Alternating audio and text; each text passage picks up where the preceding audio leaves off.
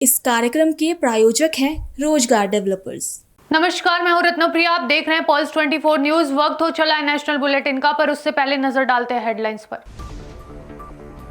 सचिवालय थाने से रिहा हुए नेता प्रतिपक्ष तेजस्वी यादव सरकार पर जमकर बरसे। बोले, गोली चलाने का आदेश किसने दिया, दोषियों पर हो कार्रवाई। छात्रों के न्याय और बेरोजगारी के खिलाफ जारी रहेगी हमारी लड़ाई। आरजेडी के राजभवन मार्च में जमकर हंगामा। आईटी गोलंबर पहुंचते ही मार्च हुआ समाप्त। आईजी जितेंद्र राणा बोले, पुलिस ने नहीं किया बल प्रयोग, भीड़ पर वाटर कैनन चलाया। छत्तीसगढ़ के राजनांदगांव में कृषि उपकरणों की बिक्री रकम में लाखों का गबन। मैनेजर पर 11 लाख से ज्यादा की रकम हड़पने का आरोप। पुलिस ने आरोपी को गिरफ्तार कर न्यायिक रिमांड पर भेजा। छत्तीसगढ़ के राजनांदगांव निगम में वेतन भुगतान के लिए राजस्व वसूली तेज। 80 लाख की वसूली, रोजाना 6 से 7 लाख जुटा रहा निगम। महीने के अंत तक सफाई और राजस्व कर्मचारियों को मिलेगा वेतन। तुम दोनों की मेहनत बहुत रंग लाई है बेटा, घर बहुत सुंदर बना है। ये मेरे पापा का घर। पता है, देख तेरे पापा की नेम प्लेट अपने हाथों से लगाऊंगा। नेम प्लेट तो लग चुकी पापा।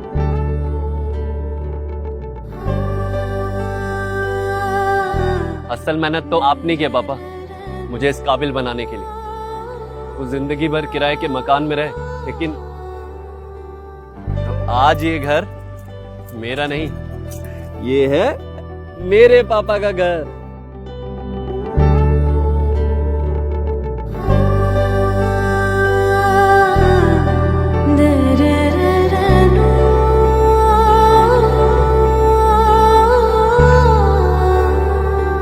उड़ान सपनों की, आंगन खुशियों का और साथ सकर्णी का।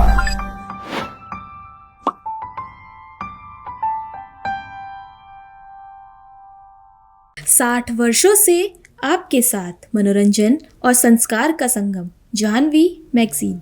आइए देखते हैं अब खबरों को विस्तार से। पटना में बिहार विधानसभा में विपक्ष के नेता तेजस्वी यादव को सचिवालय थाने से रिहा कर दिया गया। रिहाई के बाद तेजस्वी यादव ने सरकार पर निशाना साधते हुए कहा कि जब तक मुख्यमंत्री जिम्मेदारी तय नहीं करेंगे और दोषियों पर कार्रवाई नहीं होगी, तब तक वे पूरी घटना का वक्तव्य नहीं देंगे। उन्होंने सवाल उठाया कि गोली चलाने का आदेश किसने दिया, ये सामने आना चाहिए। तेजस्वी ने छात्रों के साथ न्याय और बेरोजगारी खत्म होने तक लड़ाई जारी रखने की बात कही। जब तक मुख्यमंत्री जिम्मेदारी तय नहीं करेंगे, पूरी घटना का वक्तव्य नहीं देंगे और दोषियों पर जब तक कार्रवाई नहीं की जाएगी, आदेश किसने दिया चलाने का गोली, जब तक ये लोगों के समक्ष नहीं रखेंगे, जब तक छात्रों के साथ न्याय नहीं होता, जब तक नौकरियां बेरोजगारी खत्म नहीं होती, निष्पक्ष परीक्षाएं पारदर्शिता ढंग से नहीं होती और जितना पेपर लीक बंद हो जाए जितना जल्द से जल्द उतना अच्छा है। वरना हम सब लोग जो है ये लड़ाई को जो है लड़ते रहेंगे। हमारे पार्टी के गवर्नर साहब हैं नहीं, उनके एसीएस मिलेंगे, पार्टी का डेलीगेशन उनसे जाकर के मेमोरेंडम देगा। पटना में आरजेडी के राजभवन मार्च को लेकर आईजी पटना जितेंद्र राणा ने जानकारी दी। उन्होंने बताया कि गांधी मैदान से शुरू हुआ मार्च आईटी गोलंबर पर समाप्त हो गया। प्रतिनिधि मंडल को लोक भवन से मिलने का समय दिया गया है, जिससे वे अपनी मांग रखेंगे। आईजी के मुताबिक हिरासत में लिए गए कुछ लोग लोक भवन के लिए रवाना हो चुके हैं। उन्होंने कहा कि पुलिस ने बल प्रयोग नहीं किया, बल्कि भीड़ को नियंत्रित करने के लिए वाटर कैनन का इस्तेमाल किया गया। राजभवन मार्च का कार्यक्रम था जो गांधी मैदान से शुरू हुआ था। यहाँ पे अभी इनकम टैक्स गोलंबर पे आके वो समाप्त हो गया है। जो एक डेलीगेशन है उसको लोक भवन से समय मिला है और वहाँ पे वो मिलने के लिए जाएंगे। जो भी मांगे हैं उनको वहाँ पे वो लोग रखेंगे और जो पूरा यहाँ तक जो कार्यक्रम था राजभवन मार्च का, लोक भवन मार्च का, वो अभी यहाँ पर समाप्त हो गया। इसके पश्चात में जिन लोगों को प्रिवेंटिव डिटेन किया गया था उनमें से कुछ लोग और बाकी सभी को अभी डेलीगेशन लोक भवन की तरफ प्रस्थान। बल का पुलिस ने कोई प्रयोग नहीं किया है, परंतु क्योंकि भीड़ इत्यादि थी तो उसमें वाटर कैनन का पुलिस के द्वारा इस्तेमाल। छत्तीसगढ़ के राजनांदगांव में ट्रैक्टर और कृषि उपकरणों की बिक्री की रकम में लाखों के गबन का मामला सामने आया है। सिटी कोतवाली पुलिस ने अरुण एग्रीकल्चर के मैनेजर कुमुद उपाध्याय को गिरफ्तार कर न्यायिक रिमांड पर जेल भेज दिया है। आरोपी पर किसानों से मिली बिक्री राशि में 11,07,893 रुपए फर्म में जमा नहीं की जाने का आरोप है। जांच में आरोपी ने गबन की बात स्वीकार करते हुए 3,03,500 रुपए वापस किए। मामले में पुलिस ने BNS की संबंधित धाराओं के तहत कार्रवाई की।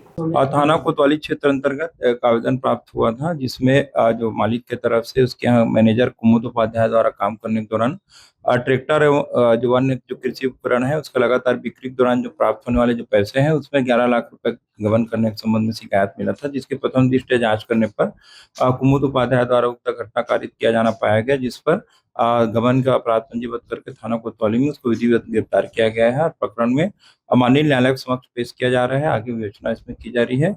अभी तक जो जानकारी मिली है उसमें 14 लाख रुपए का अलग अलग दिनों में इनके द्वारा बिक्री किया गया था, जिसमें से मात्र 3 लाख रुपए अपने मालिक को दिया गया था। शेष लगभग 11 लाख कुछ रुपए है, जिसको गबन करके राशि को खुद ले लिया था, जिसके संबंध में अपराध पंजीबद्ध करके विधिवत कार्रवाई की गई। नगर निगम राजनांदगांव में कर्मचारियों के वेतन भुगतान के लिए राजस्व वसूली तेज कर दी गई है। संपत्ति कर, जल कर समेत अन्य करों की वसूली पर जोर दिया जा रहा है। नए आयुक्त के पदभार के बाद अब तक करीब 80 लाख रुपए की वसूली हो चुकी है। रोजाना 6 से 7 लाख रुपए राजस्व जुटाया जा रहा है। निगम प्रशासन के मुताबिक महीने के अंत तक सफाई और राजस्व कर्मचारियों के वेतन का भुगतान इसी वसूली से किया जाएगा। देखिए, जैसा कि आप लोगों को पता होगा कि निगम के जो हमारे जो कर्मचारी हैं उनका जो मासिक जो वेतन है वो लगभग 3 करोड़ है, ठीक है।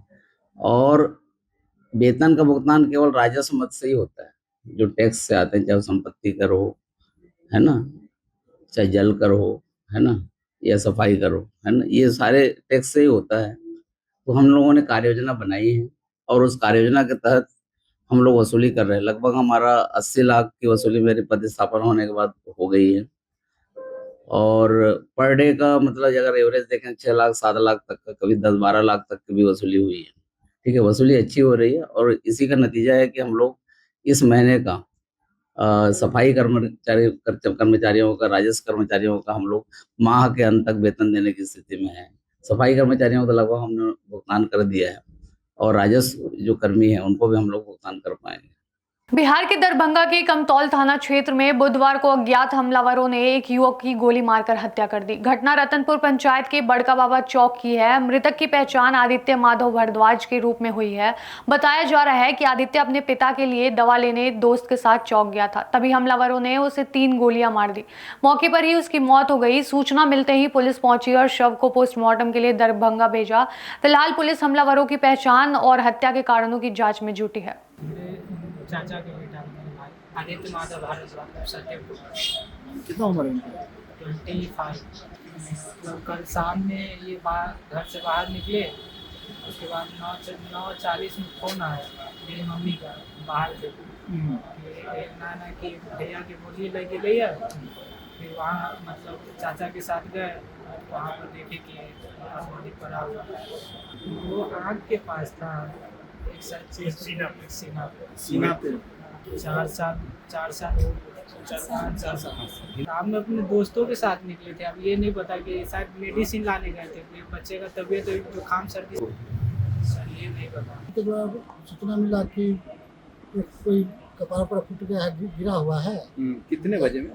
9 के लगभग। हम गए देखे तो मरा हुआ था। गोली जिस पर तो गोली लगने से। अच्छा, जिसके थाना को फोन, थाना आया तुरंत, साथ फसल टीम सब आया तो वही जाकर किया। अभी के लिए बस इतना ही। ऐसी और खबरों के लिए देखते रहिए पल्स 24 न्यूज। तब तक के लिए नमस्कार। तुम दोनों की मेहनत बहुत रंग लाई है बेटा, घर बहुत सुंदर बना है। ये मेरे पापा का घर। पता है, देख तेरे पापा की नेम प्लेट अपने हाथों से लगाऊंगा। नेम प्लेट तो लग चुकी पापा।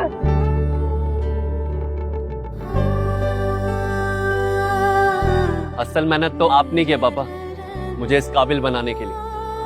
वो जिंदगी भर किराए के मकान में रहे, लेकिन तो आज ये घर मेरा नहीं, ये है मेरे पापा का घर।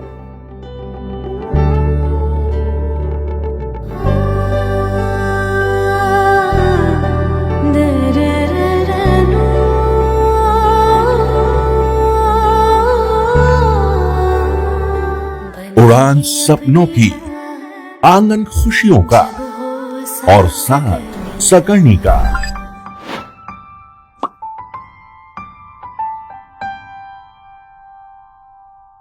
60 वर्षों से आपके साथ मनोरंजन और संस्कार का संगम, जाह्नवी मैगजीन।